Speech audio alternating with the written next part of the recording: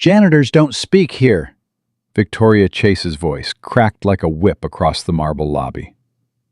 Every head turned. Every conversation stopped. Marcus Webb stood frozen, mop still in his hand, gray uniform stained with floor cleaner. 42 years old, single father, invisible. But then he did something no one expected. He set down his mop, walked straight toward the Japanese billionaire everyone had been failing to help, and opened his mouth. What came out wasn't English. It was flawless Japanese. The woman who hadn't spoken a word in 15 minutes suddenly smiled, and Victoria Chase's face went white. What she didn't know? This janitor once taught at Kyoto University, and his dead wife had a secret that would change everything. Before you continue, drop your city in the comments. I want to see how far this story travels. And if you believe in second chances, hit subscribe. You won't want to miss what happens next. The mop hit the marble floor with a wet slap. Marcus Webb pushed it forward, watching the soapy water spread across the polished stone like something trying to escape. His shoulders ached. His lower back had been screaming at him since 6 in the morning. But he kept pushing. That's what you did when you had a 10-year-old daughter at home. You pushed. The Grandview Imperial Hotel didn't care about his back. Didn't care about his daughter. Didn't care that he'd once stood in lecture halls in Japan, teaching students about the philosophy of language. None of that mattered here. Here, he was just the guy with the mop. And that was fine. That was the deal he'd made with himself 4 years ago, standing in a hospital room, holding his wife's hand as the machines went quiet. Stay invisible, Marcus. Stay quiet. Just get through it. He pushed the mop toward the far corner of the lobby, near the brass luggage carts where the morning light couldn't reach. His favorite spot. You could see everything from here, without being seen. That's when he heard it. "Ma'am, for the 3rd time, we do not understand you." Marcus looked up. At the reception desk, 3 staff members had formed a nervous semicircle around a Japanese woman in a navy blue coat. She stood perfectly still, hands clasped in front of her, face unreadable. "Should we call security?" one of the receptionists whispered. "She's not being aggressive," another answered. "But she won't respond to anything. English, French, Mandarin, nothing. She's booked in the presidential suite. This is ridiculous." Marcus kept mopping. Slow strokes. Watching. The woman didn't move. Didn't speak. But her eyes. He'd seen eyes like that before. Sharp. Patient. The eyes of someone who knew exactly what was happening and was choosing to wait. Behind her, a young man in an expensive suit frantically tapped at his phone. 2 translators huddled nearby, their faces red with embarrassment. "Try again," the young man urged them. "She prefers Japanese for formal matters. Just try again." One translator stepped forward and bowed awkwardly. "Sumimasen, we are here to help." The woman's gaze didn't shift. She gave no indication she'd heard anything at all. The translator retreated, defeated. "This is a disaster," someone muttered. Marcus felt something stir in his chest, something he buried a long time ago. He pushed it down and kept mopping. Then the clicking started, heels on marble, sharp and deliberate. The sound that always preceded trouble in this place. Victoria Chase descended the grand staircase like she owned not just the hotel, but everyone in it. Her crimson lipstick was flawless. Her blonde hair was pulled back so tight it looked painful. Her smile was the kind that made promises it never intended to keep. General manager, 3 years running. The woman who'd fired 2 assistant managers for attitude problems and made a bellhop cry on Christmas Eve. Marcus had learned to stay out of her way. "Good morning," Victoria announced, positioning herself at the reception desk. She placed both hands on the counter and leaned forward, her smile widening. "I'm the general manager. "How may we assist you, miss?" The Japanese woman didn't respond. "Miss?" Victoria repeated, louder this time. Nothing. Victoria's smile flickered, just for a second. Then it was back, harder than before. "I understand there's been a communication difficulty. Perhaps if you could just—" The woman remained silent. Victoria straightened up. She turned to her staff, keeping her voice low, but not low enough. "Is this some kind of joke? She's refusing to speak?" "She's not refusing," the young assistant jumped in.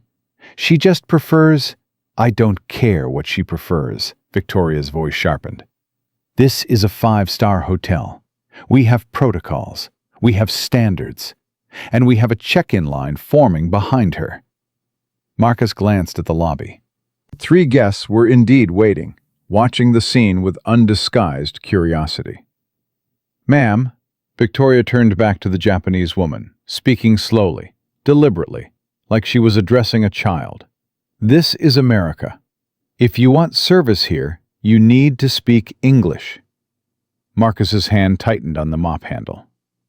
The woman exhaled, soft, controlled.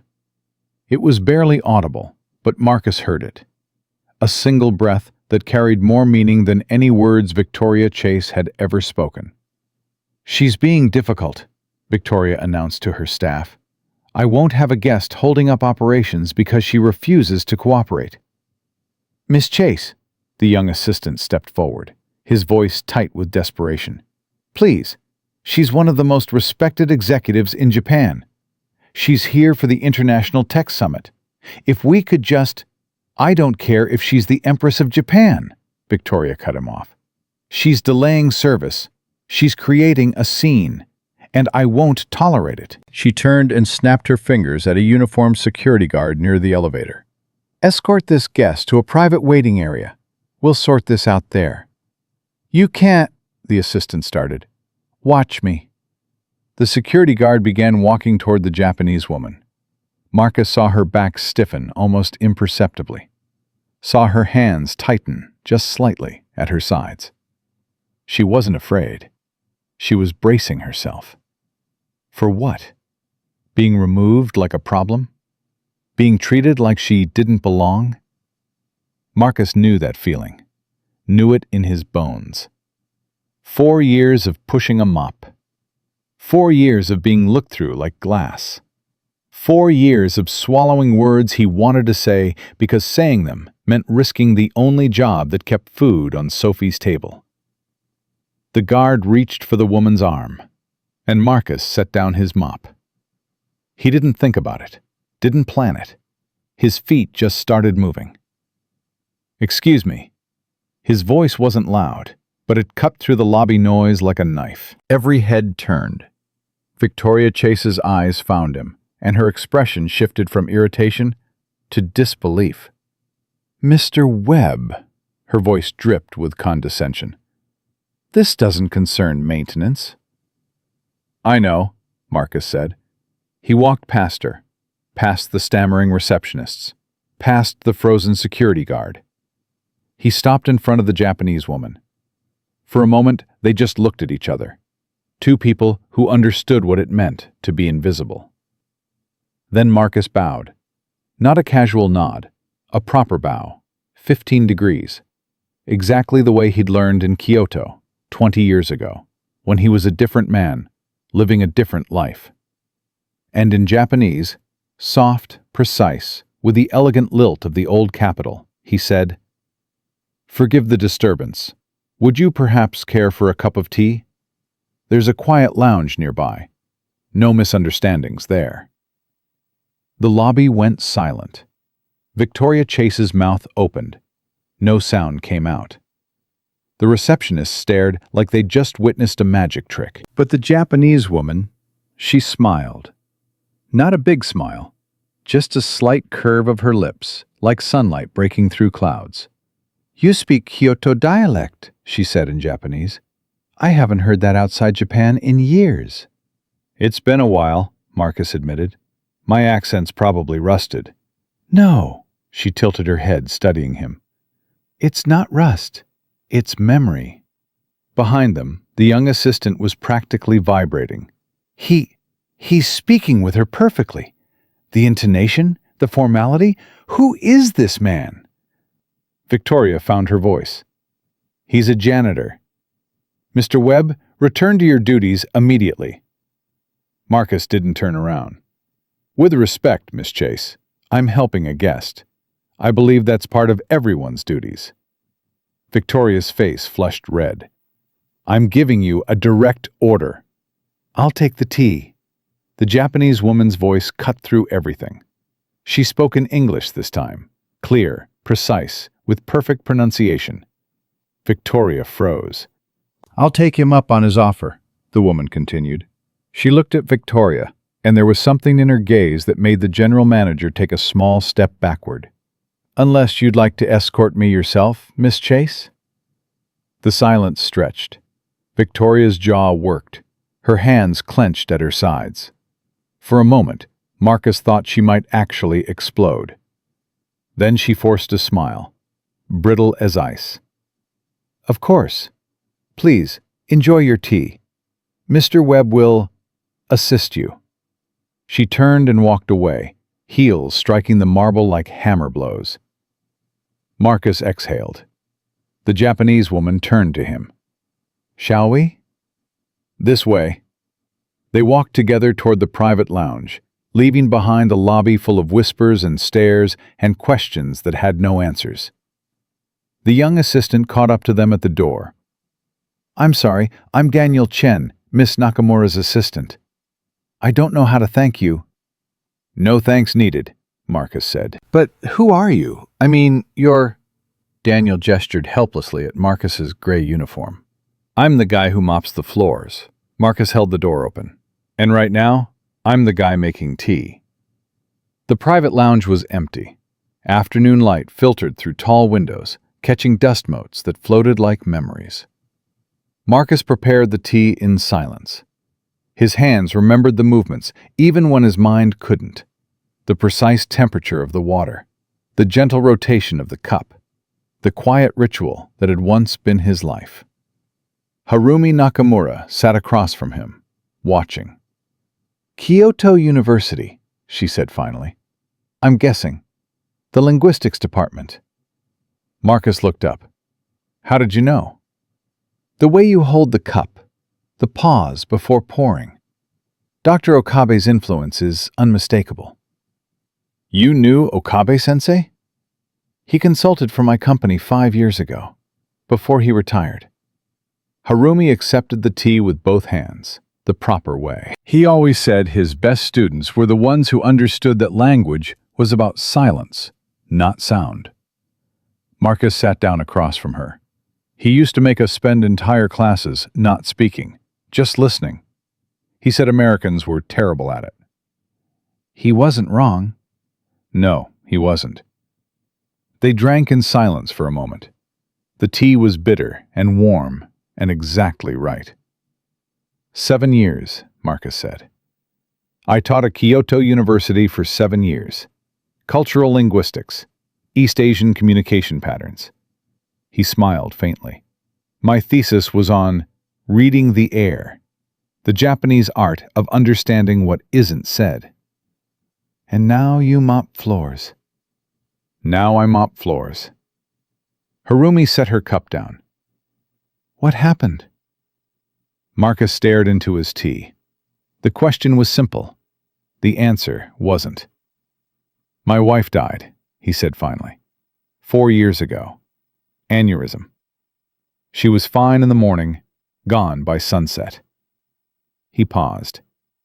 Our daughter, Sophie, was 6. I had just been offered a tenure-track position. I turned it down. To care for her. To survive. Marcus looked up. I couldn't teach theory while Sophie cried herself to sleep. Couldn't lecture about the philosophy of communication when I couldn't find the words to explain to a 6-year-old why her mother wasn't coming home. Harumi said nothing, but her eyes, they understood. So I took the first job I could find, night shift security, warehouse stocking. Eventually, this. He gestured at his uniform. Turns out the world respects knowledge only when it comes in a three-piece suit. Put the same knowledge in a janitor's uniform, and suddenly you're invisible. "You're not invisible," Harumi said quietly. Marcus laughed, but there was no humor in it. "I've been working here for 2 years. Most of the staff don't know my first name." "I know it." Harumi's gaze was steady. "Marcus Webb, the man who saw me when no one else did." Something shifted in the room. The light, maybe, or something else. "Why did you stop speaking?" Marcus asked. "Back there in the lobby, your English is perfect. You could have answered them at any time." Harumi's expression didn't change, but something flickered behind her eyes. "Because I was testing them." "Testing?" "I've learned something in 30 years of international business, Mr. Webb. Words have become weapons. People use them to perform, to dominate, to dismiss. So when I enter a new environment, I wait. I stay silent, and I watch who tries to understand me versus who tries to control me." "And Miss Chase?" "Miss Chase wanted control." Harumi's voice hardened slightly. "She looked at me and saw a problem to be managed, not a person to be understood." "And me?" Harumi's eyes softened. "You looked at me and saw someone standing on the wrong end of assumptions. I imagine you know what that feels like." Marcus nodded slowly. "More than I'd like to admit." Silence again, but this was different. This was the silence of two people who had stopped needing words. Then Harumi said something that changed everything. "I knew your wife." Marcus went very still. "What?" "Years ago. Before she was your wife, I think. She taught English at a community center downtown. Mott Street." The blood drained from Marcus's face. That's where Emily worked. Before we met." "I was 19. Harumi's voice grew distant. "Just arrived from Japan.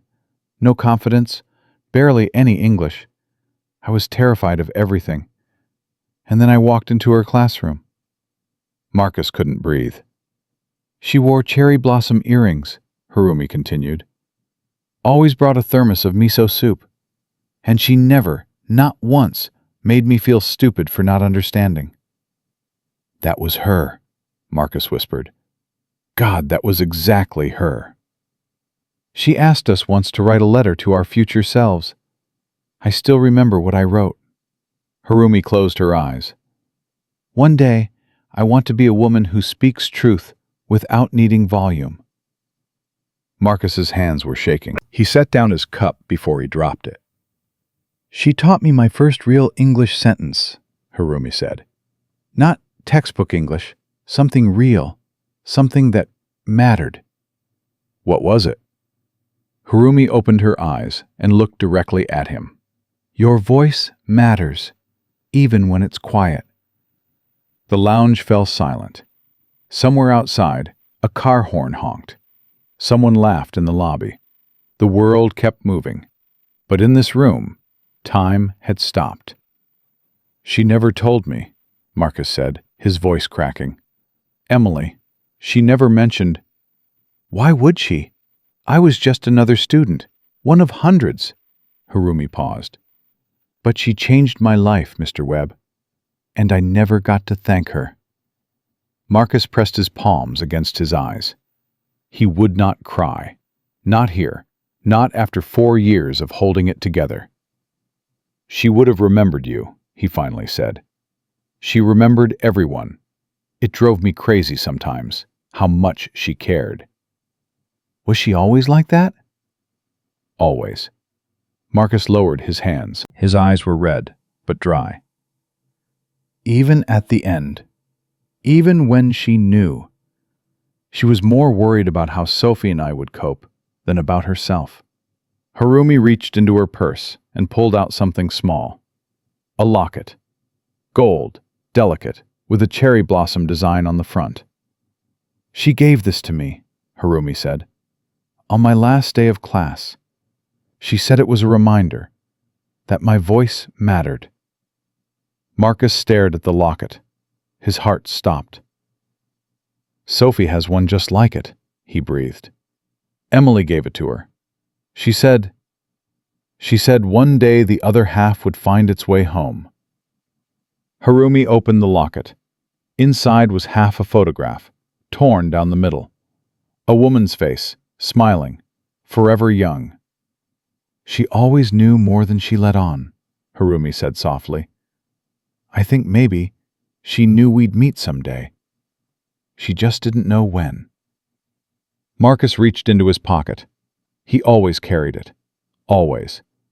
Sophie's locket. His hands trembled as he opened it. The other half of the photograph.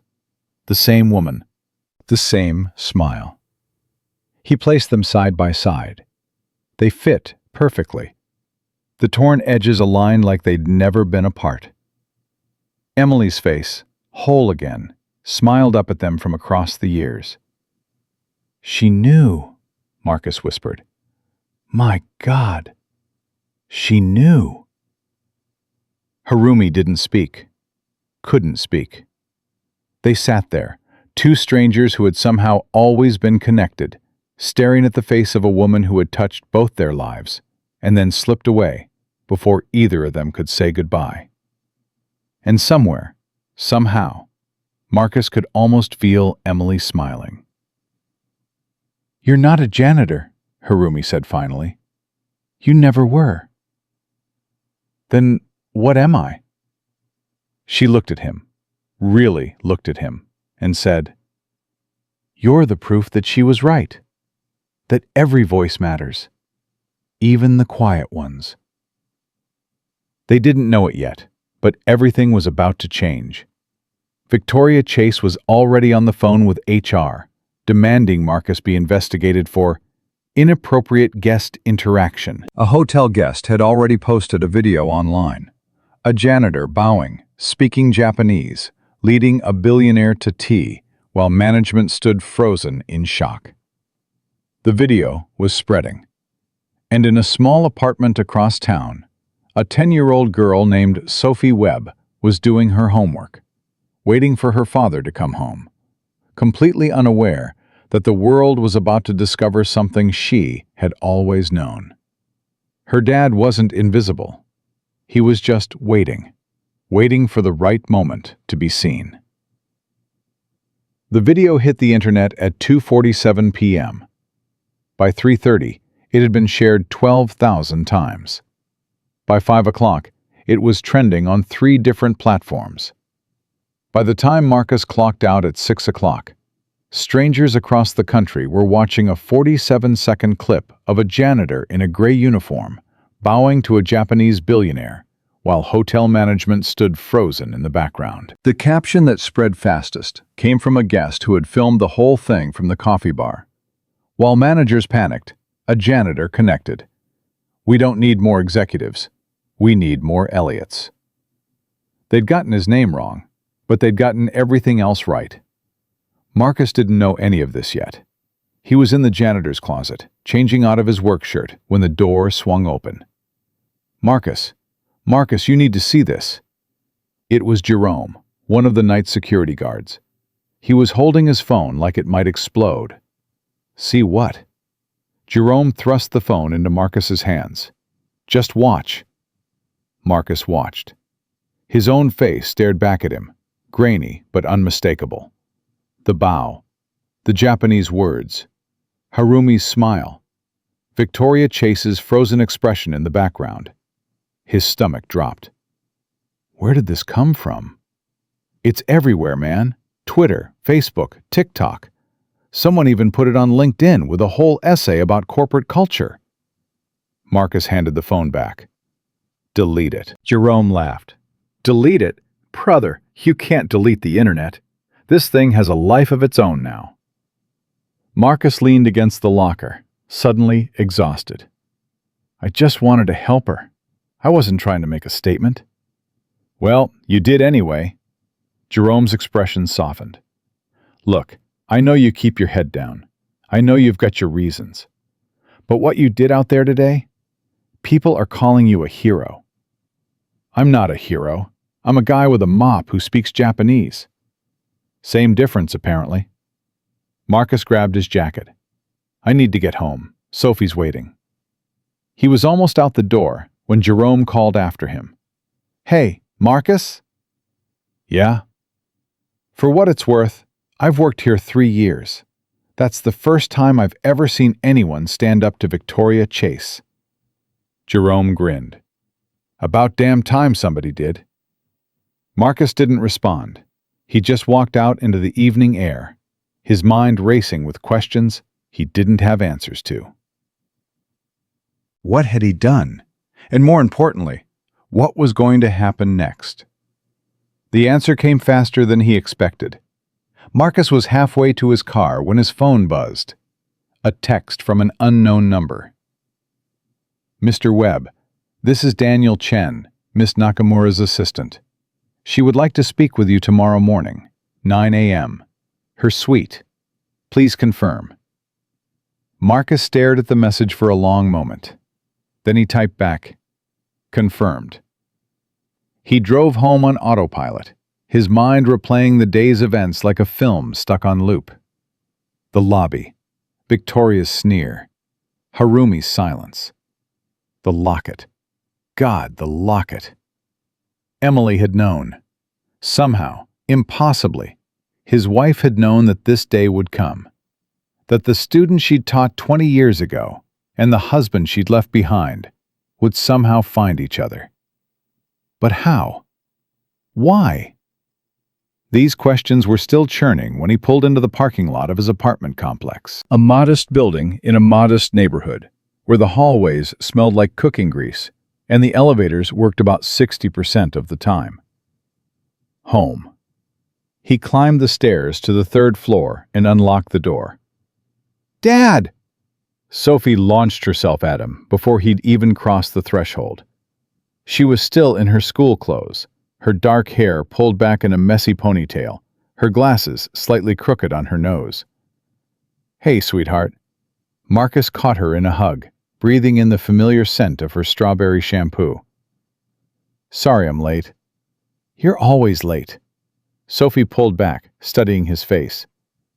What's wrong? Nothing's wrong. Why would something be wrong? Because you have your thinking face on. The one you get when you're worried about money, or when I forget to do my homework. Marcus smiled, despite himself. His daughter saw too much. Always had. I'm not worried about money. And did you do your homework? Most of it. Sophie grabbed his hand and pulled him toward the kitchen. Come on, I made dinner. You made dinner? Okay, I heated up dinner. But I used the microwave all by myself and didn't burn anything this time. Progress. They sat at the small kitchen table, eating reheated spaghetti and talking about Sophie's day. She'd gotten a B+ on her math test. Her friend Lily had invited her to a sleepover next weekend.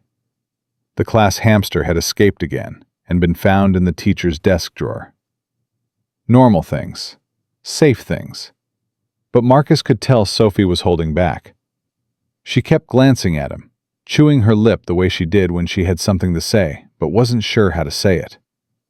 Finally, halfway through dinner, she put down her fork. Dad? Yeah, Bug? Lily's mom showed me something today. Marcus's chest tightened. What kind of something? A video. On her phone. Sophie's eyes were huge behind her glasses. Dad, it was you. Speaking Japanese to a lady in the hotel. Everyone at school is talking about it. Marcus closed his eyes. Of course they were. Sophie, listen. Why didn't you tell me you could speak Japanese? The question hit him like a punch. He stopped, started again. It's complicated, sweetheart. Complicated how? You never told me you could do that. You never told me you were a teacher. Sophie's voice cracked. What else didn't you tell me? Marcus pushed his plate aside and reached for his daughter's hands. She let him take them, but her eyes were wounded, confused. I taught at a university in Japan, he said slowly. A long time ago. Before you were born. Before I met your mother. You met Mom in Japan? No, I met her after I came back. Marcus smiled at the memory. She was teaching English at a community center. I walked in one day to drop off some donated books, and she was standing there with cherry blossom earrings and a thermos of miso soup, trying to explain American idioms to a room full of confused immigrants. Sophie's expression softened slightly. That sounds like Mom. It was exactly like Mom. Marcus squeezed her hands. I fell in love with her right there. Didn't even know her name yet. Just knew I wanted to spend my life with someone who cared that much. So why did you stop? Teaching, I mean. Because your mother got sick, Marcus said quietly. And after she died, nothing else mattered except you. I couldn't stand in a classroom and talk about language theory when I couldn't even explain to you why she was gone. Sophie's eyes glistened. But Dad, you could have told me. I would have understood. Would you? Marcus's voice was gentle. You were 6, Sophie. You'd just lost your mother. The last thing you needed was to hear about all the things I used to be before my world fell apart. A tear slid down Sophie's cheek. I thought you were just a janitor. I am just a janitor. No, Sophie shook her head fiercely. You're not. You're so much more than that. And I had to find out from a viral video instead of from you. The accusation landed. Marcus deserved it. He knew he did. You're right, he said. I should have told you.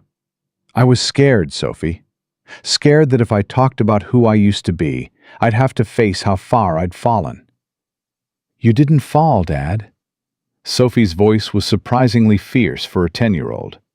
You chose. You chose me. That's not falling. That's climbing.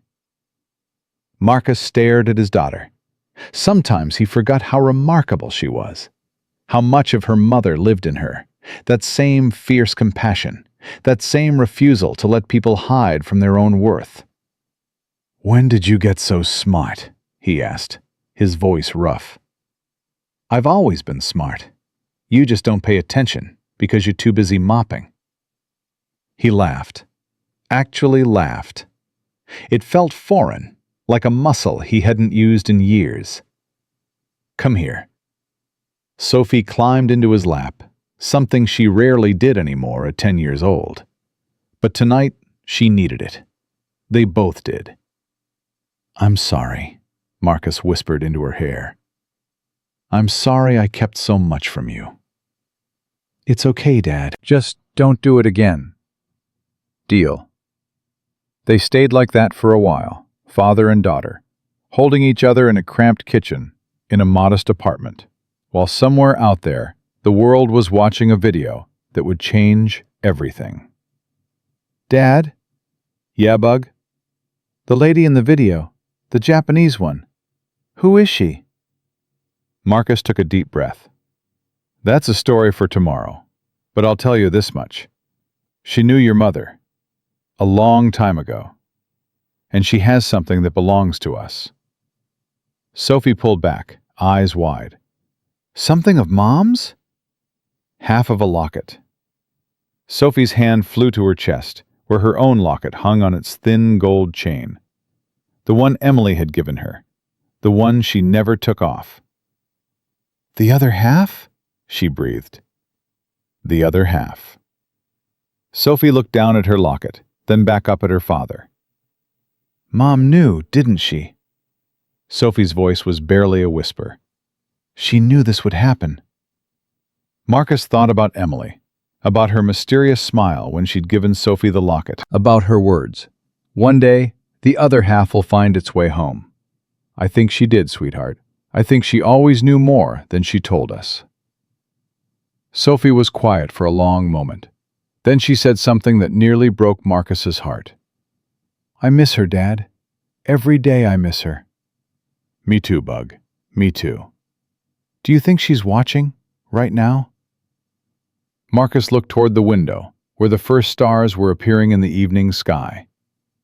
I think she never stopped. The next morning came too fast. Marcus dropped Sophie at school, ignoring the stares from the other parents in the pickup line. News traveled fast in their neighborhood, and apparently, viral videos traveled faster. One mother actually stopped him as he was walking back to his car. "Excuse me, you're him, aren't you? The janitor from the video?" Marcus kept walking. Just a dad dropping off his kid. "But you spoke Japanese to that woman." She looked at him like he was a zoo exhibit. "Where did you learn that?" Marcus reached his car and opened the door. Community college, night classes. Very boring. He drove away before she could ask anything else. The Grandview Imperial looked different in the morning light. Bigger, somehow. More imposing. Marcus pulled into the employee lot and sat in his car for a full minute, gathering himself. He wasn't here to mop floors today.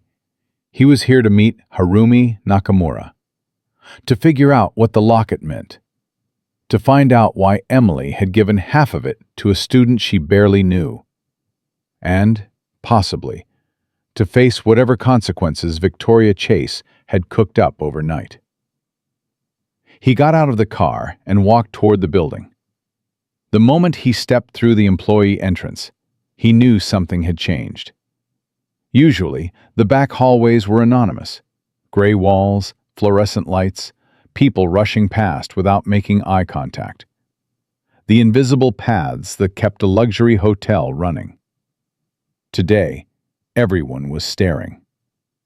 "Hey, Marcus!" One of the housekeepers waved at him. "Saw the video, man! That was amazing!" A maintenance worker gave him a thumbs up from across the hall. Two people from the kitchen staff actually applauded as he walked past. Marcus nodded at each of them, his face burning. He wasn't used to being seen, wasn't sure he liked it. He was almost to the service elevator when a voice stopped him cold. "Mr. Webb." Victoria Chase stood at the end of the hallway, her arms crossed, her expression glacial. Marcus turned. "Miss Chase, my office, now." He followed her, aware of every eye on his back, the whispers that started the moment they passed, the way the air seemed to grow colder with every step. Victoria's office was exactly what he expected, all glass and chrome and carefully positioned awards. She sat behind her desk like a judge delivering a verdict. "Close the door." He did. "Sit." He remained standing. "I'll stand, thanks." Her eye twitched. "Suit yourself." She picked up a folder from her desk and opened it with deliberate slowness. "Do you know what this is, Mr. Webb?" "My file, I'm guessing." "Your personnel file." She flipped through the pages. 2 years of employment, no incidents, no complaints, completely unremarkable in every way. "I do my job, Miss Chase." "You did your job," Victoria looked up, "until yesterday, when you decided to insert yourself into a situation that had nothing to do with you." A guest needed help. A guest needed professional assistance. Victoria's voice hardened. "Which we were providing, through proper channels, with appropriate staff." Marcus couldn't help himself. "You mean the staff who couldn't understand her? Or the translators who made her feel like a circus attraction? Or maybe you mean the security guard you sent to escort a billionaire out of the lobby like she was a vagrant?" Victoria's face went red. "Careful, Mr. Webb." "Or what? You'll fire me?" Marcus stepped closer to the desk. "Go ahead. Fire the guy who actually helped your most important guest. Fire the guy whose video has been seen by 2 million people. Fire the guy who made your hotel look human for the first time in years. You made this hotel look incompetent." "No." Marcus's voice was steady. "I made you look incompetent. There's a difference." The silence that followed was deafening. Victoria's jaw worked. her hands clenched into fists on the desk. "You're suspended," she finally said, "pending an internal review." "On what grounds?" "Failure to follow protocol, inappropriate guest interaction, undermining management authority." She smiled coldly. "Take your pick." Marcus nodded slowly. "Fine. Suspend me." "Fine? I just told you you're suspended and you say fine?" "What do you want me to say, Miss Chase?" Marcus turned toward the door. "You want me to beg? To apologize for helping someone? To pretend that what you did yesterday was anything other than embarrassing?" "I was maintaining order." "You were being cruel." Marcus opened the door. "There's a difference there, too." He walked out without looking back. His heart was pounding. His hands were shaking. He couldn't believe he'd just done that. 4 years of keeping his head down.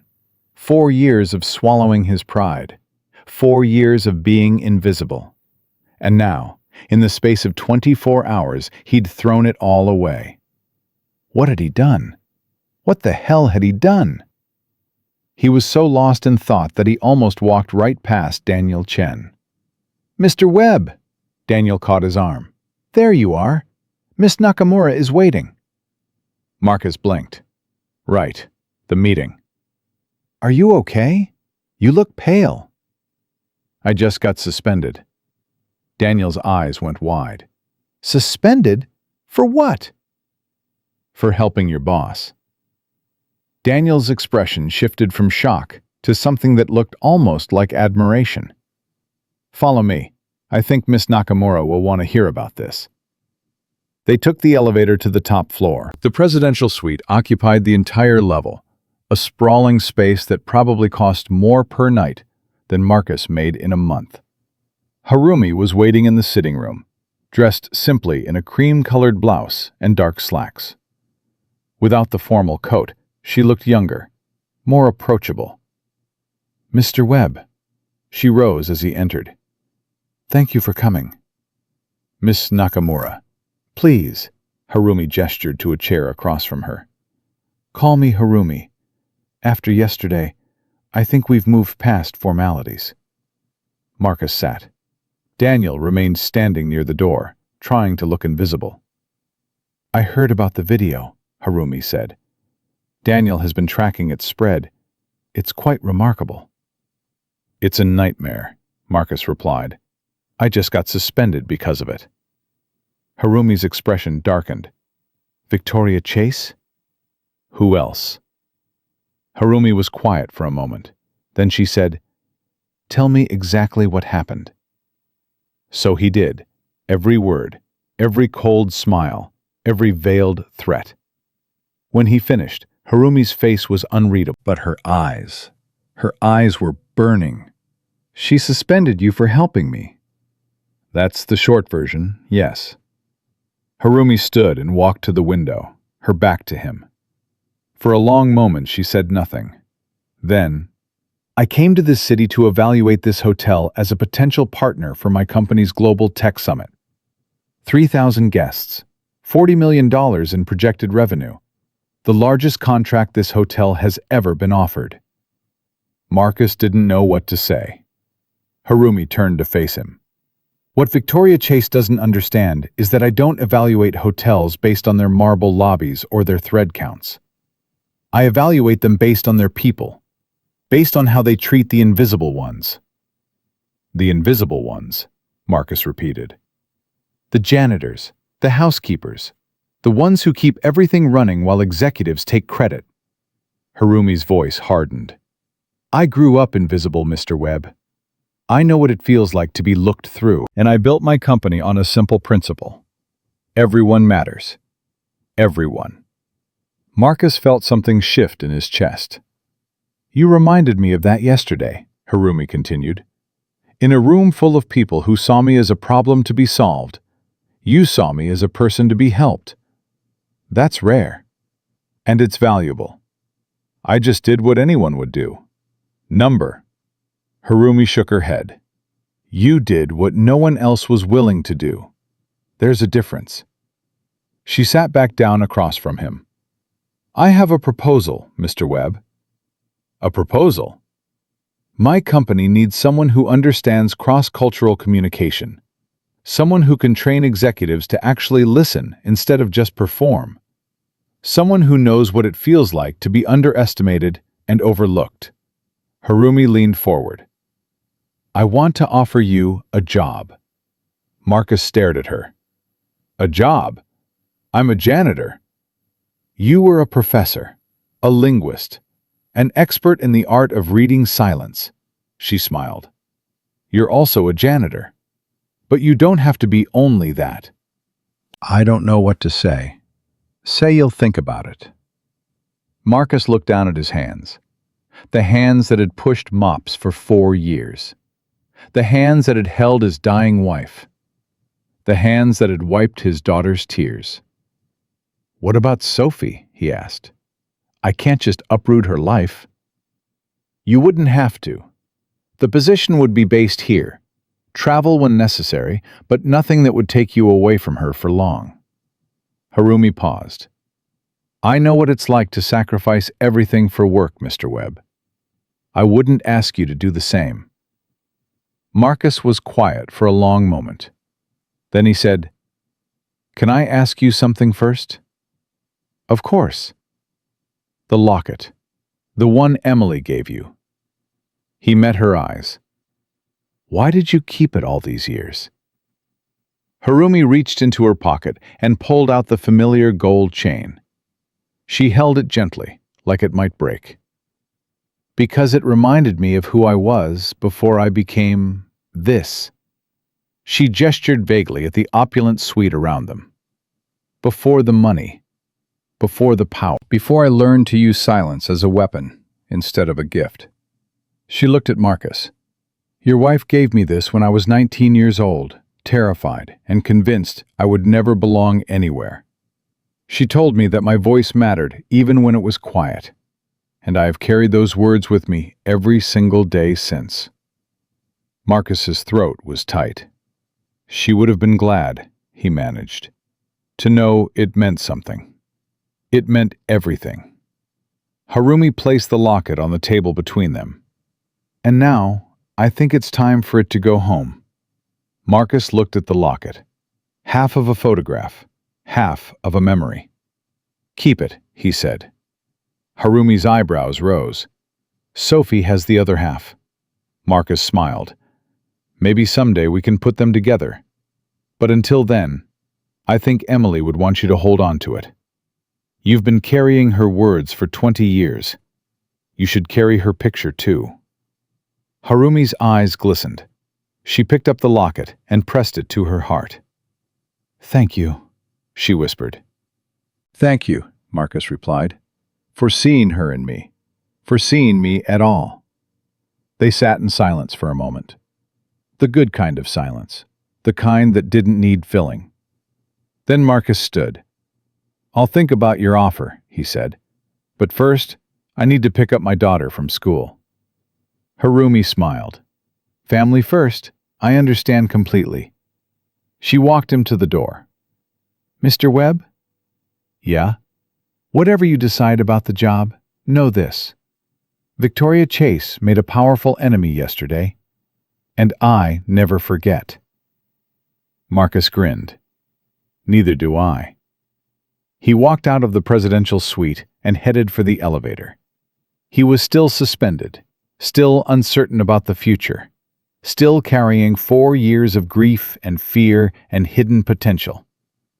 But for the first time in a long time, he felt something he'd almost forgotten existed. Hope. 3 days passed. Marcus spent them at home with Sophie, trying to pretend everything was normal. They watched movies, made pancakes, played board games that hadn't been touched since Emily died. But every time his phone buzzed, his stomach clenched. The video had now been viewed over 8 million times. News outlets were calling. Interview requests were piling up. Someone had started a GoFundMe in his name without his permission, and strangers were donating money to The janitor who showed the world what kindness looks like. Marcus ignored all of it. On the fourth morning, Sophie found him sitting at the kitchen table, staring at his phone. "You haven't slept," she said. "I'm fine." "You're lying."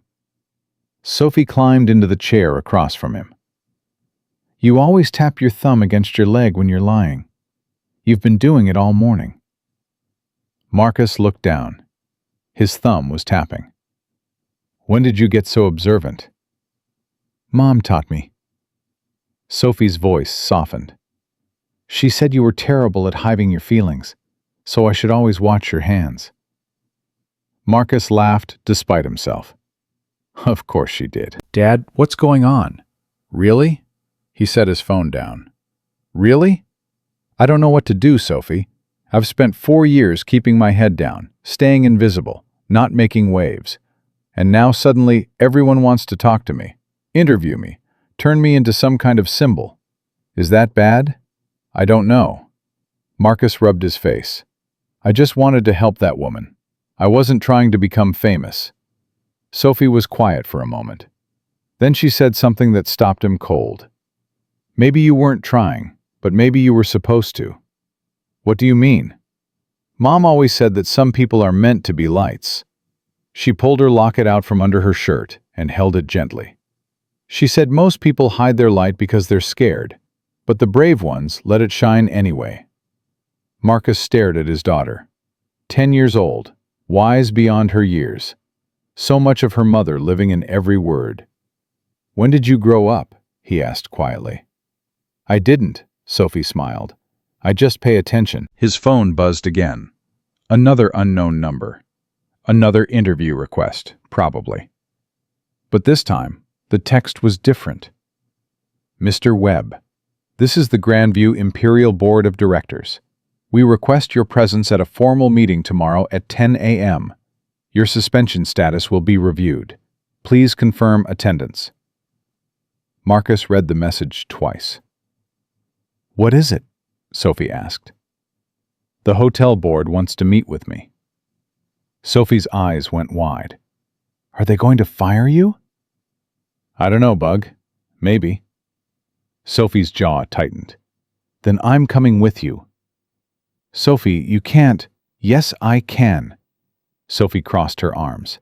"You always say we're a team. Teams stick together." Marcus looked at his daughter. Her stubborn expression, her fierce eyes, the way she refused to back down when something mattered. Emily would have been so proud. "Okay," he said finally, "but you have to promise to stay quiet and let me handle it." "I promise to try." "That's the best I'm getting, isn't it?" "Probably." The next morning, Marcus put on the only suit he still owned. It was 5 years old and slightly too tight, but it was clean, and it was his. Sophie wore her best dress, the blue one Emily had bought her before she got sick. She'd outgrown it twice, and Marcus had let it out both times, unable to bear the thought of replacing it. They drove to the Grandview Imperial in silence.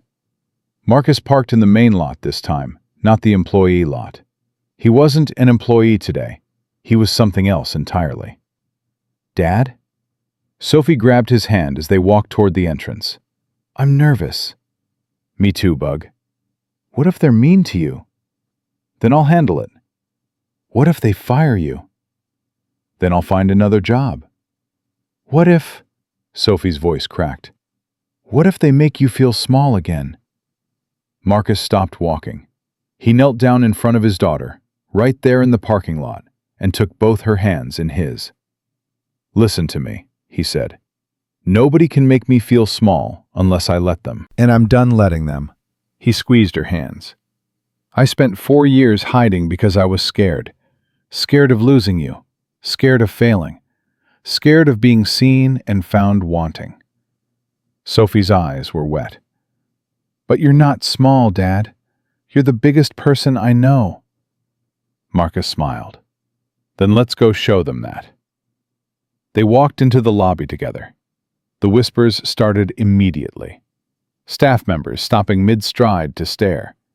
Guests pointing at their phones and then at Marcus. A bellhop actually dropped a suitcase. Marcus kept walking. They took the elevator to the executive floor. Daniel Chen was waiting outside the boardroom door. "Mr. Webb." Daniel's eyes widened when he saw Sophie. "And this must be your daughter." "I'm Sophie." Sophie extended her hand like she'd seen adults do. "Nice to meet you." Daniel shook it solemnly. "The pleasure is mine." He looked at Marcus. "Miss Nakamura is already inside. She insisted on attending." "She's here?" She said, and I quote, "If they're going to discuss the man who restored my faith in humanity, I intend to be present." Marcus exhaled. "That's either very good or very bad." "With Miss Nakamura," Daniel said, "it's usually both." The boardroom was massive. A long mahogany table dominated the space, surrounded by leather chairs occupied by men and women in expensive suits. Victoria Chase sat at the far end, her face a mask of professional composure. Harumi Nakamura sat near the middle, her expression unreadable. And at the head of the table sat a man Marcus had never seen before. Silver hair, sharp eyes, the kind of presence that filled a room without saying a word. Mr. Webb. The silver-haired man gestured to an empty chair. "Please, sit." Marcus sat. Sophie stood behind him, her hand on his shoulder. The silver-haired man noticed. "And who is this?" "My daughter, Sophie." Marcus kept his voice steady. "She wanted to be here." Victoria shifted in her seat. "Mr. Chairman, this is highly irregular." The man held up his hand. "Let the child stay. This concerns her father. She has a right to witness it." Victoria's mouth snapped shut. The chairman leaned forward. "Mr. Webb, I'm Richard Carlyle, chairman of the Grandview Imperial Board of Directors. I've been following your situation with considerable interest." Marcus didn't respond. He waited. "You've created quite a stir," Mr. Carlyle continued. 8 million views, coverage in major news outlets. Our hotel's name trending on social media for the first time in its history. "If you're expecting an apology," Marcus said, "you won't get one." Several board members shifted uncomfortably. Victoria's eyes narrowed. But Richard Carlyle smiled. "I'm not expecting an apology, Mr. Webb. I'm expecting an explanation. Tell me, in your own words, what happened that day?" So Marcus told them. He told them about seeing Harumi standing alone, surrounded by people who couldn't or wouldn't understand her. He told them about the look in her eyes, the look of someone being measured in a currency she never agreed to use. He told them about his wife, about losing her, about learning to stay invisible because invisible felt safer than vulnerable. And he told them about Sophie, about working double shifts to pay for her school, about missing parent-teacher conferences because he couldn't afford to take time off, about choosing floors over lectures because his daughter needed a father more than the world needed another professor. When he finished, the room was silent. Richard Carlyle steepled his fingers. "Miss Chase, your assessment of Mr. Webb's conduct?" Victoria straightened. "Mr. Webb violated multiple company protocols. He engaged with a guest outside his designated role. He undermined management authority in front of staff and visitors. His actions, while superficially admirable, set a dangerous precedent." "A dangerous precedent," Carlyle repeated. "Interesting choice of words." He turned to Harumi. "Miss Nakamura, you've sat quietly through all of this. I'd like to hear your perspective." Harumi rose slowly from her chair. Every eye in the room followed her. "Gentlemen, ladies," she looked around the table. "I've built a company worth $4 billion. I've negotiated deals on 5 continents. I've sat across from presidents, prime ministers, and billionaires. And in all of that, I have never, not once, experienced what I experienced in this hotel 4 days ago. Victoria's face paled. I was treated like a problem to be solved, Harumi continued. Like an inconvenience. Like something less than human. She turned to Victoria. Miss Chase told me that if I wanted service, I should speak English. She told me that janitors don't speak here. She suggested I point at things like an animal. The board members exchanged glances. And then this man. Harumi gestured toward Marcus. This janitor. He did something no one else in this building thought to do. He saw me. Not my net worth. Not my company. Me. A person. A human being who was tired and frustrated and being treated like dirt on someone's shoe. Her voice hardened. He bowed to me. Not because he wanted something, but because it was the right thing to do. He spoke to me in my own language, not to impress me, but to comfort me. And he offered me tea. She paused. Do you understand what that means? Tea. A simple gesture of hospitality, something any decent human being would think of. And yet, in this entire building full of trained hospitality professionals, he was the only one who did. The silence was absolute. You want to know what I think? Harumi looked directly at Richard Carlyle. I think this hotel doesn't have a janitor problem. It has a leadership problem. And I think the only person in this room who understands what real service looks like is the man you suspended for providing it. Victoria stood abruptly. This is outrageous. She's a guest. She gets to do whatever she wants. Richard Carlyle's voice cut through like a blade, because she's about to sign a $40 million contract with this hotel. Or she was. His gaze shifted to Victoria, until you decided to treat her like an unwelcome visitor in her own suite. Victoria's face went white. Mr. Chairman, I was following protocol. Protocol. Carlyle's voice dripped with disgust. Is that what we're calling bigotry now? Protocol? I wasn't being... You told a Japanese billionaire to speak English or point like everyone else. You called security on her. You mocked her assistant for trying to explain her preferences. Carlyle shook his head. That's not protocol, Miss Chase. That's cruelty with a name badge. Victoria sat down heavily. Her composure was cracking. This is absurd, she muttered. No, Sophie's voice rang out clearly. What's absurd is that you treated my dad like he was nothing. Every head turned toward the 10-year-old standing behind Marcus's chair. Sophie, Marcus said quietly. No, Dad. Sophie stepped forward. You always tell me to be kind, to treat people the way I want to be treated, to stand up when I see something wrong. She looked directly at Victoria. You were wrong, lady. My dad is the best person I know. He gave up everything to take care of me. He works double shifts so I can go to a good school. He reads me stories when he's so tired he can barely keep his eyes open. Her voice broke, but she kept going. And you called him just a janitor, like that's something to be ashamed of. Like cleaning up after people is less important than sitting in a fancy office being mean. Sophie wiped her eyes with the back of her hand. My mom died when I was 6, and my dad didn't fall apart. He got up every single day and took care of me. That's not weakness, that's strength. And if you can't see that, then you're the one who's broken, not him. The room was frozen. Marcus reached back and took Sophie's hand. She gripped it tightly. Richard Carlyle cleared his throat. He looked at Sophie with something like respect. Miss Webb, he said gently, your father is very lucky to have you.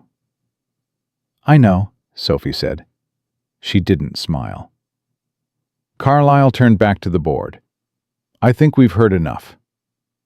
Victoria leaned forward desperately. Mr. Chairman, please. Miss Chase. Carlyle's voice was cold. "Your employment with this hotel is terminated, effective immediately." The words landed like a bomb. "You can't," Victoria stammered. "I've been here for 3 years. I've maintained standards. I've kept this hotel running." "You've kept this hotel afraid," Carlyle stood. "You've created a culture where staff would rather ignore a guest than risk your disapproval. You've prioritized your ego over basic human decency. And you've cost this company millions of dollars in potential partnerships." He looked at Harumi. "Miss Nakamura, I apologize. On behalf of this board, this hotel, and myself personally. What happened to you was inexcusable." Harumi nodded once. Apology accepted. Carlyle turned to Marcus. "Mr. Webb, your suspension is lifted, effective immediately. Furthermore, I'd like to discuss the possibility of a new position, something that better utilizes your obvious talents." Marcus blinked. "A new position? We need someone who understands communication, who can train our staff to actually connect with guests instead of just serving them. Someone who knows what it feels like to be overlooked and can teach others to see." Carlyle smiled. "I understand Miss Nakamura has already made you an offer. I'd like to make a competing one." Marcus looked at Harumi. She was smiling. He looked down at Sophie. Her eyes were shining with pride. And he looked at Victoria Chase, who was gathering her things with shaking hands, unable to meet anyone's eyes. 4 years, he thought. 4 years of being invisible. 4 years of swallowing his pride and keeping his head down and pretending that the man who mopped floors was all he could ever be. And now, in a single moment, everything had changed. "Can I think about it?" Marcus asked. "Of course." Carlyle extended his hand. "Take all the time you need." Marcus shook it. His grip was steady. As they left the boardroom, Sophie practically bouncing beside him, Daniel Chen caught up to them in the hallway. "Mr. Webb, wait!" Marcus turned. "Miss Nakamura wanted me to give you this." Daniel handed him an envelope. "She said you'd understand." Marcus opened it. Inside was a single photograph. Harumi and Emily, standing side by side in front of the community center where Emily used to teach. They were both smiling. Emily's cherry blossom earrings caught the light. On the back, in Emily's handwriting, were 4 words. "She'll need you someday." Marcus's knees went weak. Emily had known. Not just about the locket, about all of it. Somehow, impossibly, she had known that one day her husband would meet her former student, that their paths would cross in ways no one could predict. She had planned for this. She had planned for him. "Dad?" Sophie tugged at his hand. "What is it?" Marcus couldn't speak. He just handed her the photograph. Sophie looked at it. Her eyes widened. "That's Mom." "Yeah, Bug. That's Mom." "And that's the Japanese lady?" "Her name is Harumi, and your mother saved her life." Sophie stared at the photograph for a long moment. Then she looked up at Marcus with tears streaming down her face. "Mom's still taking care of us, isn't she?" Marcus pulled his daughter into a hug, right there in the hallway, surrounded by expensive art and polished floors that he no longer had to clean. "Yes, sweetheart." She never stopped. They stood there for a long time, father and daughter, holding each other. And somewhere, somehow, Marcus knew Emily was watching. He didn't know what would happen next, didn't know which job he would take, or how his life would change, or what challenges still lay ahead. But for the first time in 4 years, he wasn't afraid to find out. Because he wasn't invisible anymore. He was exactly where he was supposed to be. 2 weeks later, Marcus sat in Harumi's private office, holding a contract he still couldn't believe was real.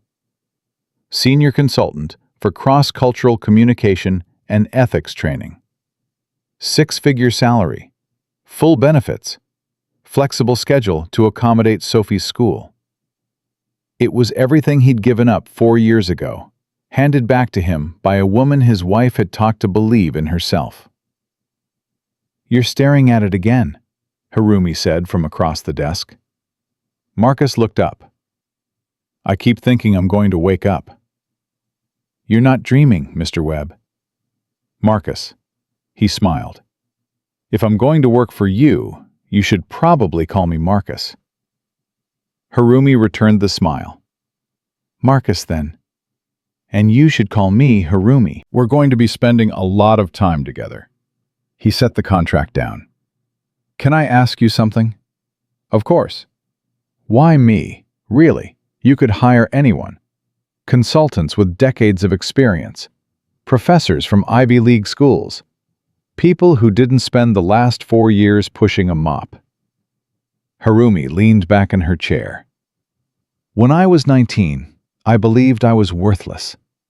My English was broken, my confidence was shattered. I had failed every interview I'd ever taken."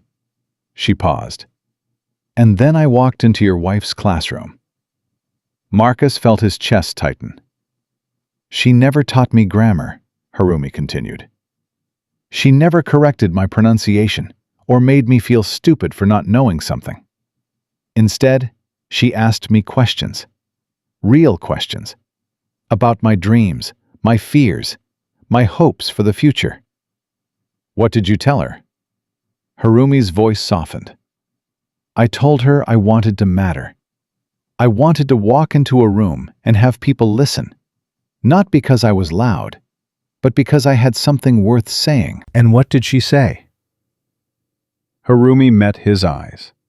She said, "Then start by listening to yourself. Your voice matters, even when it's quiet." Marcus had to look away. Even after 4 years, hearing Emily's words felt like touching an open wound. "I built my entire company on that principle," Harumi said. "Every hire, every partnership, every decision.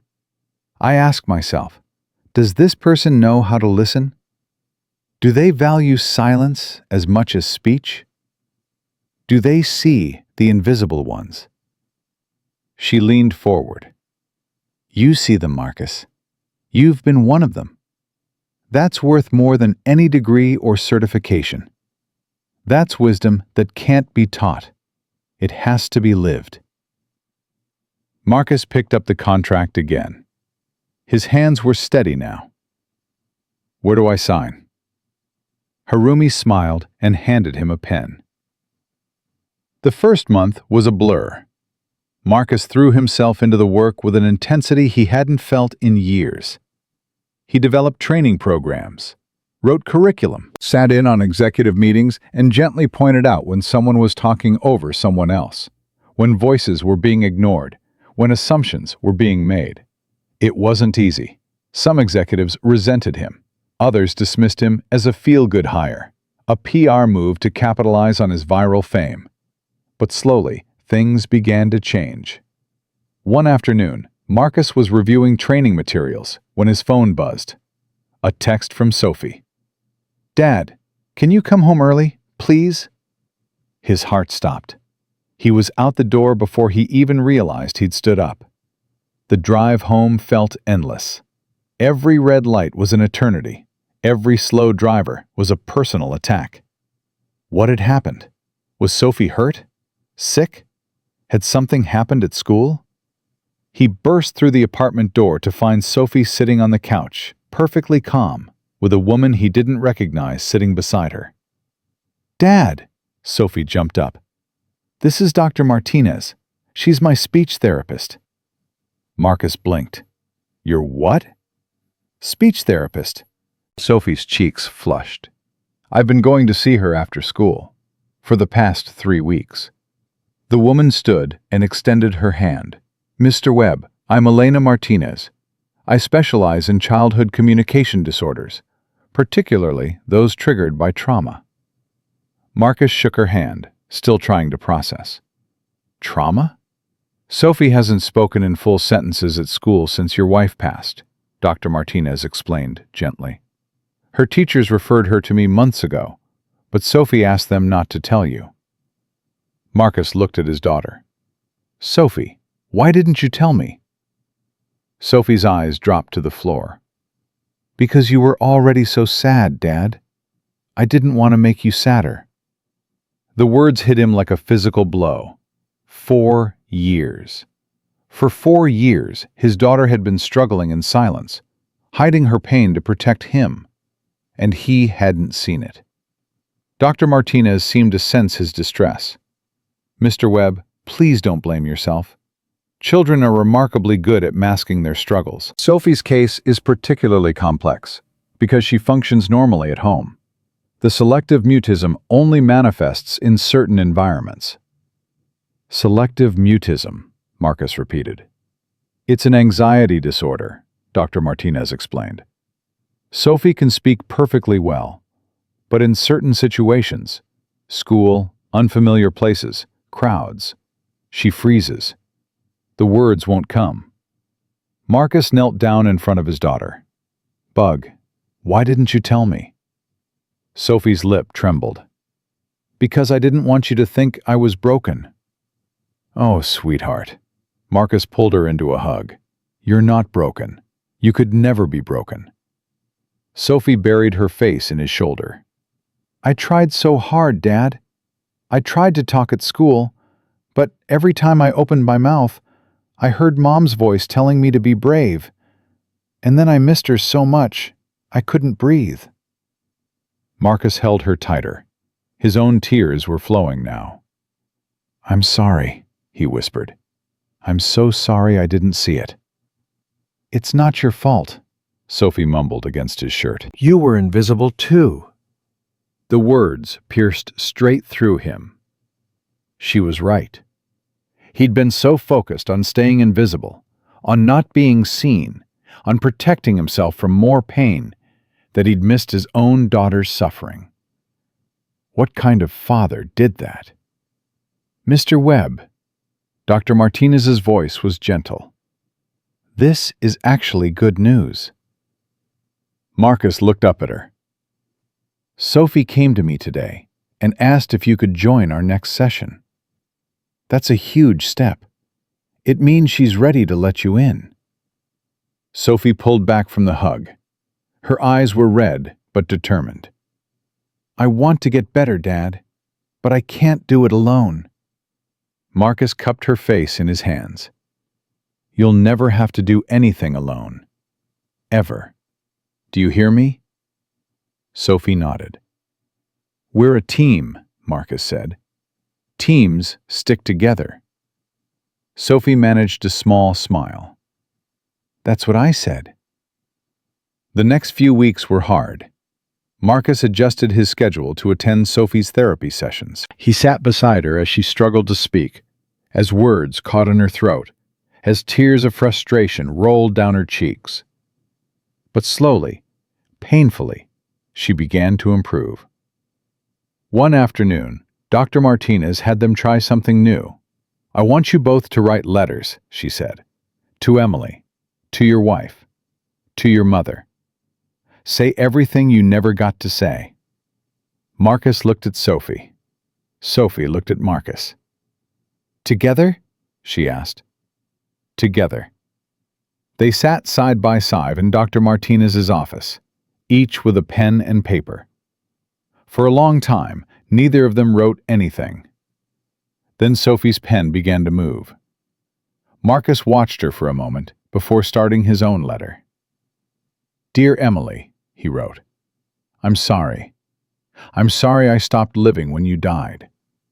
I'm sorry I made Sophie carry weight that should have been mine. I'm sorry I hid from the world instead of fighting for it the way you always did. His vision blurred. I met someone who knew you. Someone you helped years before we even met. She told me you gave her the same words you gave me, that my voice matters, even when it's quiet. I forgot that, Em. I forgot how to speak, how to be seen, how to matter. But Sophie reminded me. Our daughter, who's so much like you it breaks my heart, reminded me that being invisible isn't the same as being safe. It's just another way of dying slowly. I'm done dying, Emily. I'm ready to live again. I just wish you were here to see it. He signed the letter and set down his pen. Beside him, Sophie was still writing. Marcus didn't read over her shoulder, didn't ask what she was saying. Some words were too sacred to share. When she finished, Sophie looked up at Dr. Martinez. "Can we burn them?" she asked. Dr. Martinez smiled. "Actually, that's exactly what I was going to suggest." That evening, Marcus and Sophie stood in the small backyard of their apartment complex. A metal trash can sat between them, and in Marcus's hand was a lighter. "You first," Sophie said. Marcus looked at his letter one last time. Then he held it over the can and touched the flame to the corner. The paper caught instantly. He dropped it in and watched it burn. Orange light danced across his face. Smoke curled toward the evening sky. "Your turn, Bug." Sophie held her letter tightly. Her hands were shaking. "I'm scared," she whispered. "That's okay. Being scared and being brave aren't opposites. They're partners." Sophie looked at him. "Mom said that." "I know," Marcus smiled. "Where do you think I learned it?" Sophie took a deep breath. Then she touched her letter to the flame. The fire consumed it quickly. Within seconds, there was nothing left but ash. Sophie watched the smoke rise until it disappeared into the darkening sky. "Do you think she got it?" she asked. Marcus put his arm around her. "I think she was reading over your shoulder the whole time." Sophie leaned into him. "I told her about the locket, about Miss Harumi, about how you're not invisible anymore." "What did she say back?" Sophie was quiet for a moment. Then she smiled. "She said she always knew you'd find your way home." Marcus's throat closed up. He couldn't speak. But that was okay. Some moments didn't need words. Later that night, after Sophie had gone to bed, Marcus sat alone at the kitchen table. In front of him was the photograph Daniel had given him. Emily and Harumi, side by side, smiling at the camera. He'd looked at it 100 times since that day in the hallway. But tonight, he noticed something he'd missed before. In the background of the photo, barely visible, was a chalkboard. And on that chalkboard, in Emily's handwriting, was a quote. Marcus squinted, trying to read it. "The quietest voice in the room often has the most to say." He laughed softly. Of course. Of course Emily had that on her chalkboard. His phone buzzed. A text from Harumi. "Are you awake?" He typed back. "Always." 3 dots appeared. Then, "Can you come to the hotel tomorrow morning? There's something I need to show you." "What time?" "Early, 7 a.m. And bring Sophie if she's willing." Marcus stared at the message. Then he replied, "We'll be there." He didn't sleep much that night. His mind kept spinning, wondering what Harumi wanted to show him, why Sophie needed to come, what new chapter was about to begin. But underneath the anxiety was something else. Excitement. For the first time in 4 years, Marcus Webb was looking forward to tomorrow. He arrived at the Grandview Imperial at 6:45 a.m. with Sophie beside him. She was nervous. Her hand gripped his tightly, but she'd insisted on coming. Harumi met them in the lobby. She was dressed simply, no power suit, no corporate armor. Just a woman who looked like she hadn't slept much either. "Thank you for coming," she said. "Is everything okay?" Marcus asked. "Everything is perfect," Harumi smiled. "Follow me." She led them to the elevator, then up to the top floor. But instead of going to her suite, She turned down a corridor Marcus had never seen before. They stopped in front of a door marked Conference Room 1. Harumi turned to Sophie. "What I'm about to show you might be overwhelming. If you need to leave at any point, just say so, okay?" Sophie nodded. Her grip on Marcus's hand tightened. Harumi opened the door. Inside, the room had been transformed. Gone were the corporate chairs and the mahogany table. In their place were dozens of photographs covering every wall, every surface. All of Emily. Marcus's breath caught in his throat. There she was at 25, standing in front of the community center. At 30, holding a newborn Sophie in the hospital. At 35, laughing at something Marcus couldn't remember. A lifetime captured in moments. "What is this?" Marcus whispered. "I asked Daniel to track down everyone your wife ever taught," Harumi said. "Everyone who remembered her. Everyone whose life she touched." Sophie walked slowly into the room, her eyes wide, drinking in every image. "They sent photos," Harumi continued. "Stories. Letters. There are over 300 contributors. People from all over the world who wanted to say, thank you." Marcus moved from wall to wall, unable to speak. Here was Emily teaching the group of elderly immigrants how to read. Here she was at a protest, holding a sign that said, "Words build bridges." Here she was in their backyard, chasing a 3-year-old Sophie through the sprinklers. "Dad," Sophie's voice was barely audible. "Look at this one." Marcus walked over to where she stood. It was a photograph of Emily sitting on the floor of a classroom, surrounded by children. She was holding a book open, and every child was leaning in, captivated. On the wall behind her was a banner that read, "Your voice matters." Marcus's knees gave out. He sat down hard on the floor, tears streaming down his face. Sophie sat down beside him. She didn't say anything, just took his hand. Harumi knelt in front of them both. "I wanted you to see this," she said softly. "I wanted Sophie to see this. Your wife touched hundreds of lives, Marcus, maybe thousands, and she did it the same way you did it for me, by seeing people, by listening, by making the invisible feel seen." Marcus looked up at her through his tears.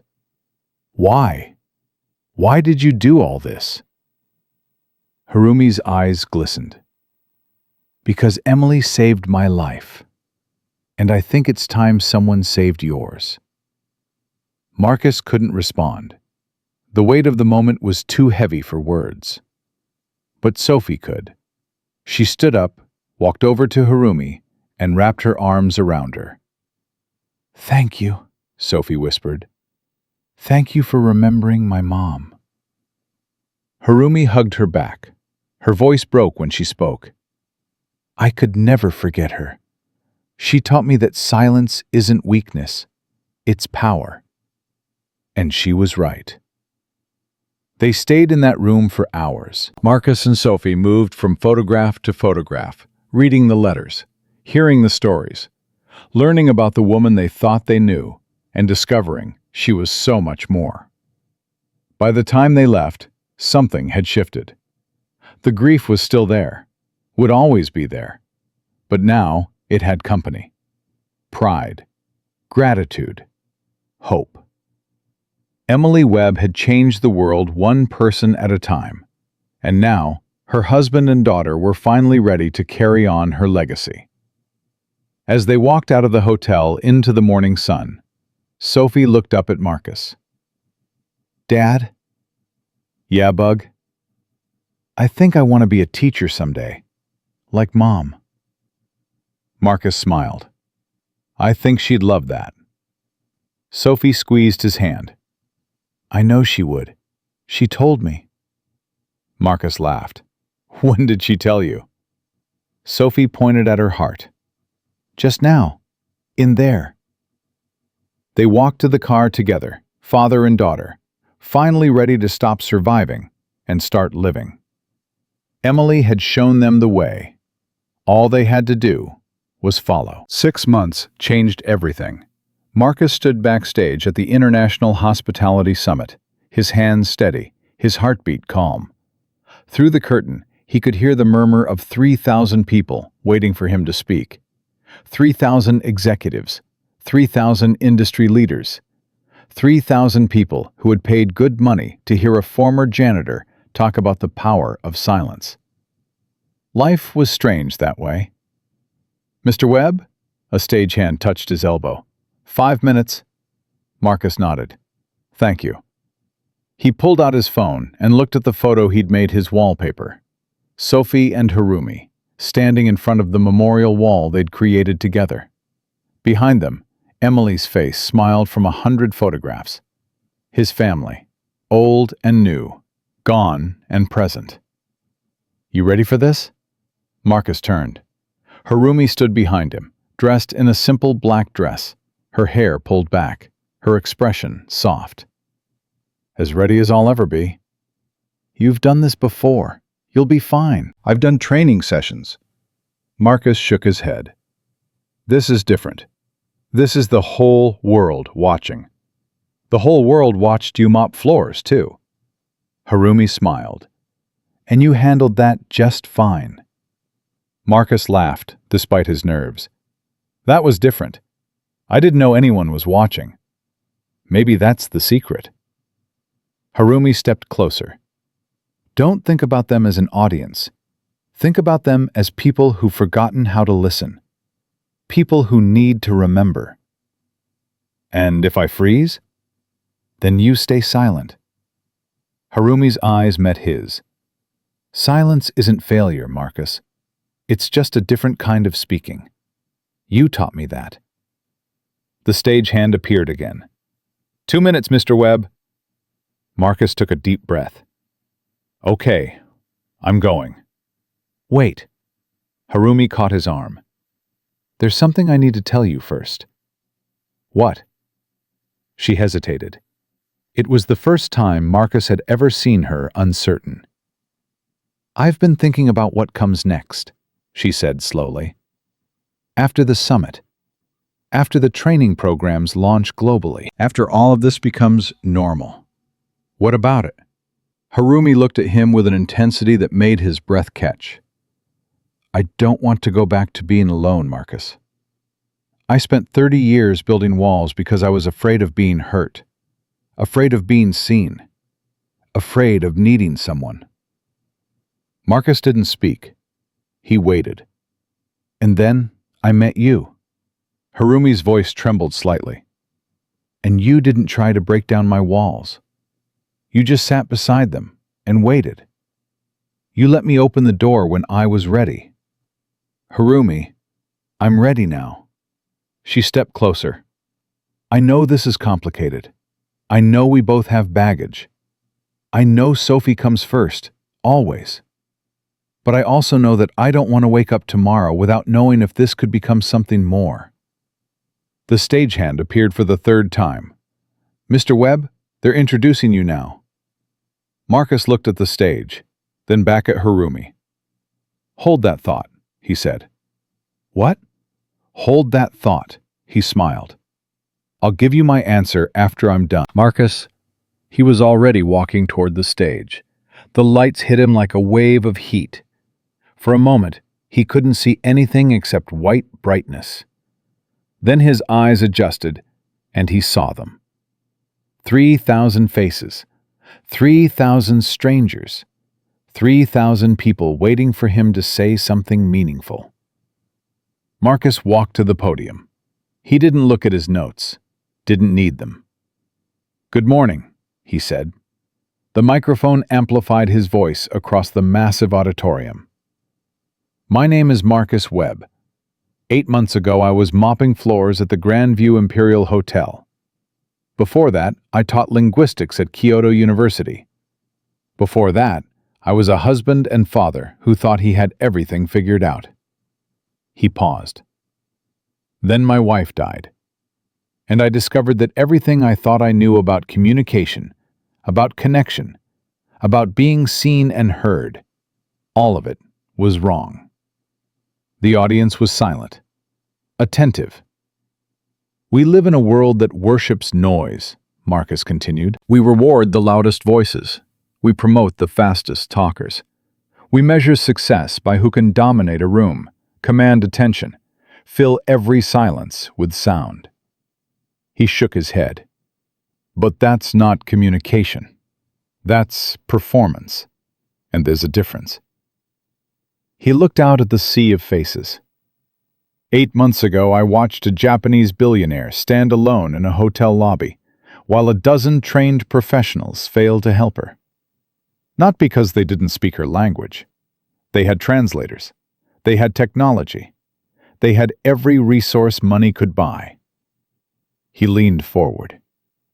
They failed because they weren't listening. They were so busy performing hospitality that they forgot to actually provide it. They saw a problem to be solved instead of a person to be understood. Marcus stepped away from the podium. "I didn't do anything special that day. I didn't perform. I didn't try to impress anyone. I just saw a woman who was tired of being treated like she didn't matter." He looked directly into the nearest camera. "And I treated her like she did." The silence in the auditorium was profound. "My wife used to say that the most powerful person in the room is usually the one who speaks last. Not because they're holding back, but because they're listening. They're absorbing. They're trying to understand before they try to be understood." Marcus walked slowly across the stage. "I forgot that lesson for 4 years. I hid from the world because I was afraid. Afraid of being seen. Afraid of being judged. Afraid that if people really looked at me, they'd see a failure." He stopped. "But my daughter reminded me of something important. She said, 'Dad, you didn't fall. You chose. You chose me. That's not falling. That's climbing.'" His voice caught. She was right. Grief isn't weakness. Silence isn't surrender. And being invisible isn't the same as being worthless. He turned back to the audience. "Every person in this room has felt invisible at some point. Every person has walked into a meeting and felt unheard. Every person has been talked over, dismissed, measured in a currency they never agreed to use." Marcus returned to the podium. "And every person in this room has done the same thing to someone else. We've all been so busy performing that we forgot to connect. So busy speaking that we forgot to listen. So busy proving our worth that we ignored someone else's." He placed his hands on the podium.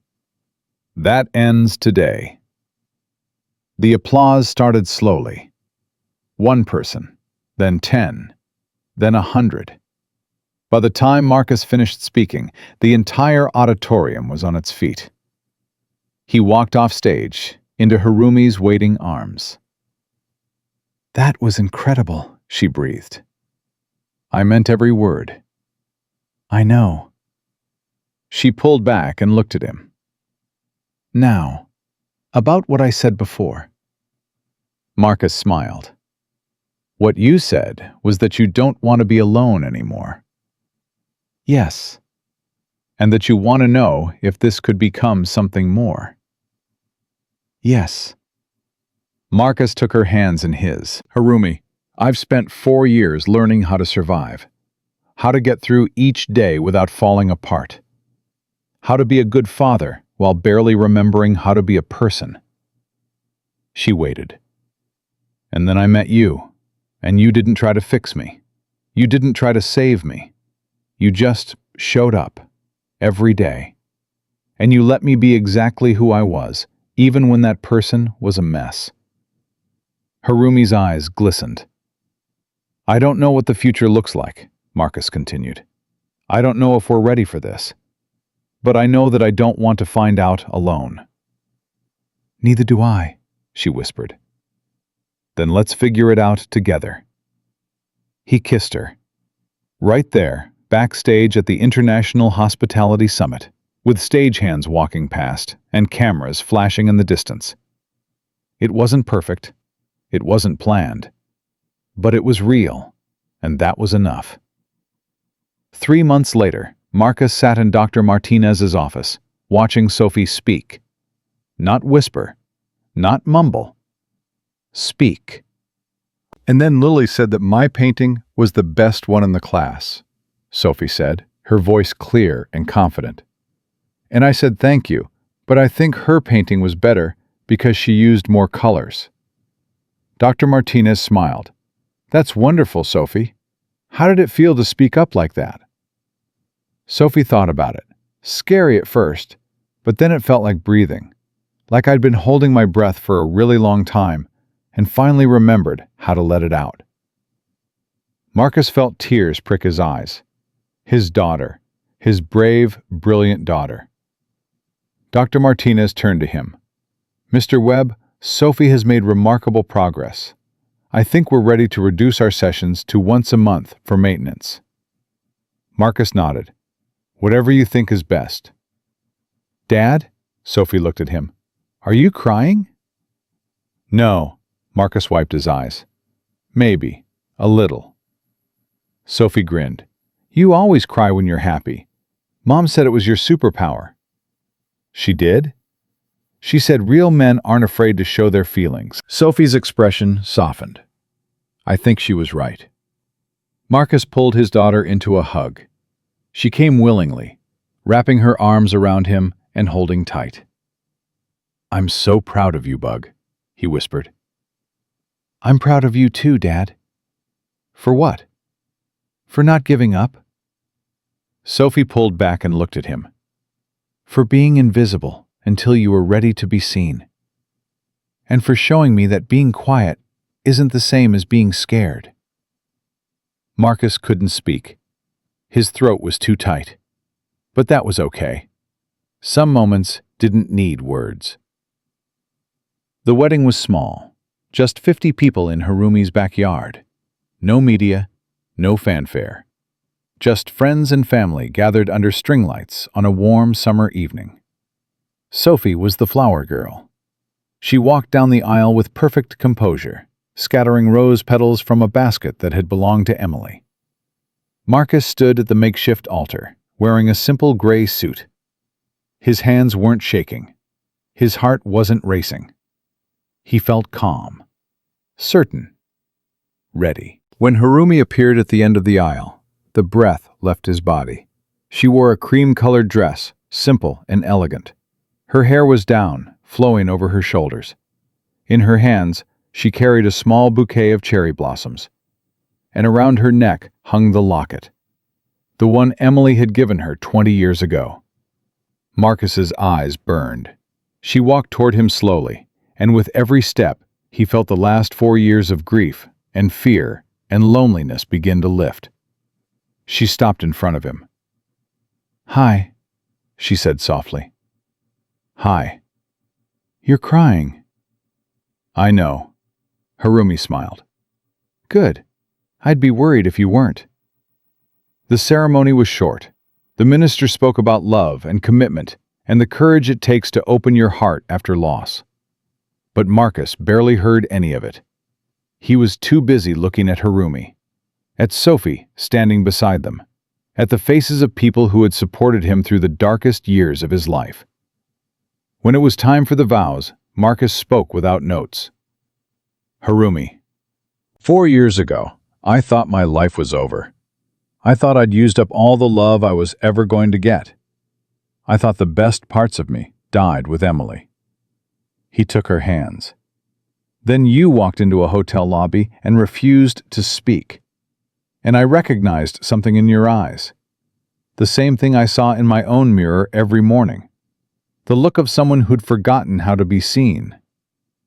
Harumi's tears were flowing freely now. "I didn't save you that day. You saved me.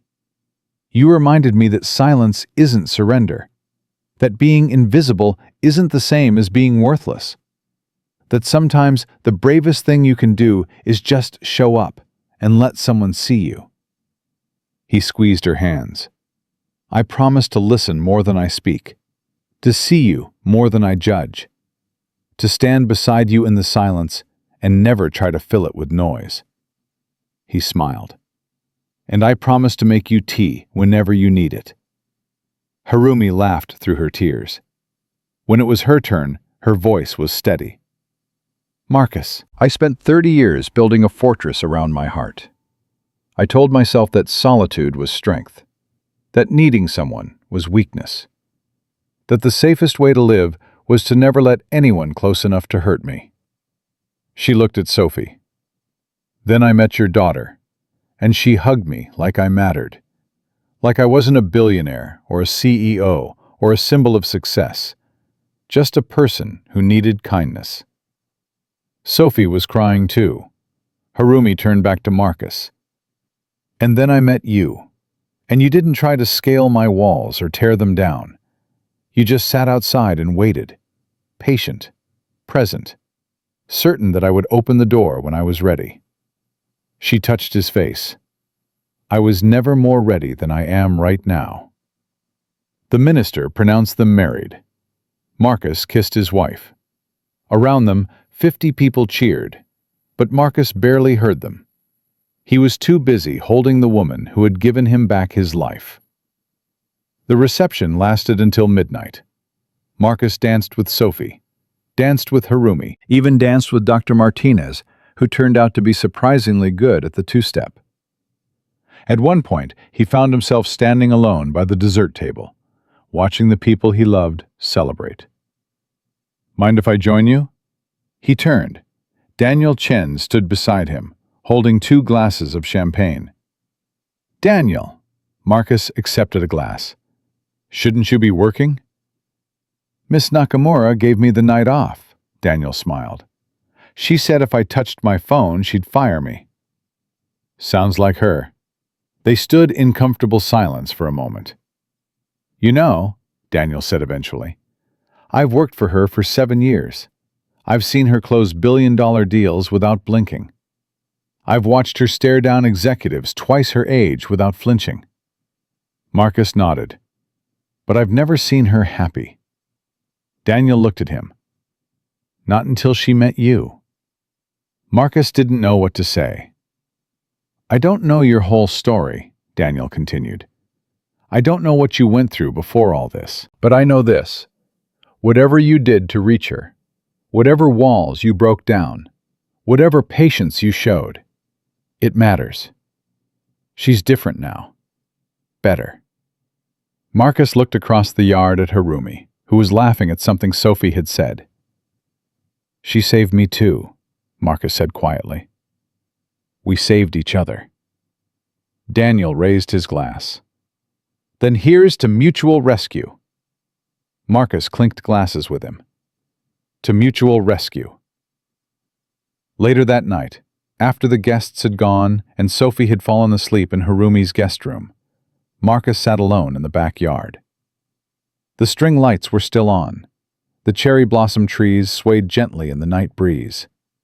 He pulled out his phone and opened the camera roll. Scrolled back to a photo from 5 years ago. Emily, holding Sophie on her lap. Both of them laughing at something Marcus had said. He couldn't remember what the joke was. Couldn't remember what they'd been doing that day. Couldn't remember anything except how happy he'd felt. Hey, Harumi sat down beside him. She'd changed out of her wedding dress into sweatpants and one of Marcus's old t-shirts.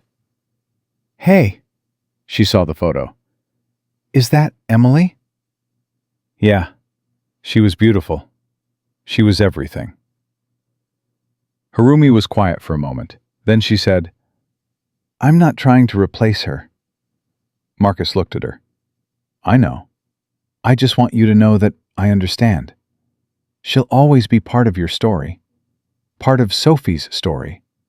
And that's okay. I'm not jealous of a ghost. I'm grateful for her. Grateful? Harumi nodded. She made you who you are. She taught Sophie to see the world with kindness. She gave me the words I needed to survive when I was 19 and lost. Everything good in my life traces back to her somehow. Marcus felt something release in his chest. She would have liked you, he said. You think so? I know so, Marcus smiled. She always said the strongest people were the ones who knew how to be gentle. She would have seen that in you immediately. Harumi leaned against his shoulder. Tell me about her, she said. Tell me everything.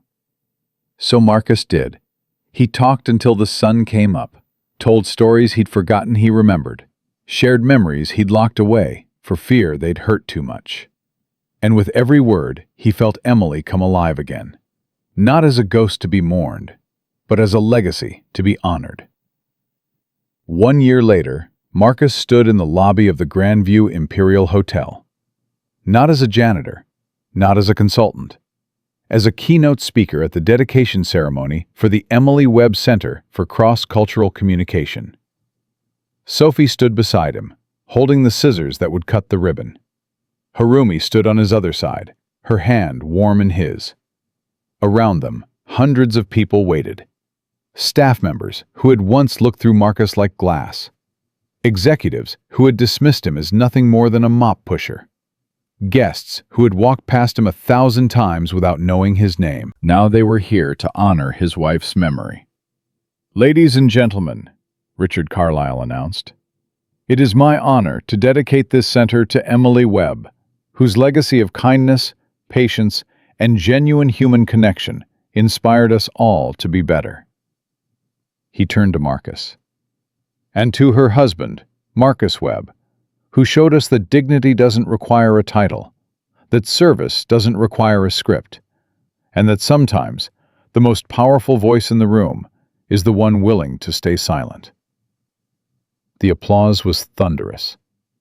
Sophie tugged at Marcus's sleeve. Dad, it's time. Marcus looked at the ribbon, looked at his daughter, looked at his wife. Then he nodded. Together, Sophie said. Together. They cut the ribbon. The crowd cheered. And Marcus Webb, the invisible man who had learned to be seen, finally understood what Emily had known all along. Your voice matters, even when it's quiet, especially when it's quiet. Because sometimes, the greatest act of courage isn't speaking up, it's showing up and refusing to disappear. The end. If this story touched your heart, let me know in the comments. Tell me where you're watching from. Tell me which moment stayed with you the longest. And if you believe that kindness still matters, that invisible people deserve to be seen, that second chances are real, hit subscribe, because stories like this, they're not just entertainment, they're reminders. Reminders that no matter how lost you feel, no matter how invisible you've become, no matter how much grief you're carrying, there's always a way back. All you have to do is take the first step. Thank you for watching, and remember, your voice matters too.